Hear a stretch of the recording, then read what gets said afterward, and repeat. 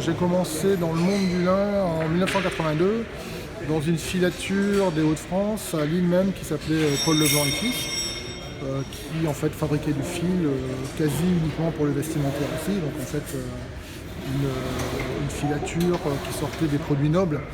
Et j'ai appris là les rigueurs de la qualité de la matière, de la fibre, etc.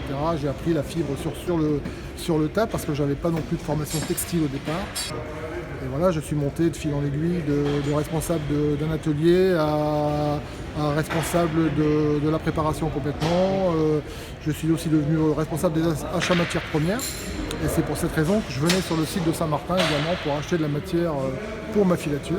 Ma filature a été délocalisée en fait en Tunisie. Donc en fait toutes les filatures de lin européennes disparaissaient du territoire français.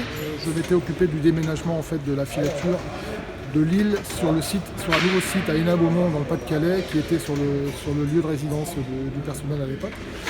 Et dans ces contacts-là, et forcément, j'ai eu la possibilité de rencontrer des gens qui s'occupaient uniquement de transfert industriel.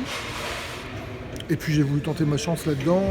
Je me suis dit je vais faire un essai, et cet essai a duré 20 ans en fait. Le monde du lin me manquait toujours énormément, donc j'ai eu l'occasion de prendre la succession en fait, de l'ancien dirigeant de la Linière Saint-Martin, ici à Saint-Martin-du-Tilleul.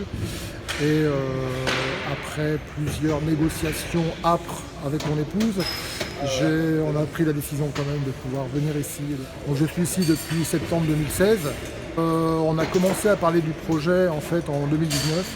Donc ça fait 3 ans à peu près et forcément j'étais partie prenante à 100% puisque c'était un vrai retour aux sources pour moi et j'attendais qu'une chose, c'est qu'un jour on me propose de remettre en route une filature.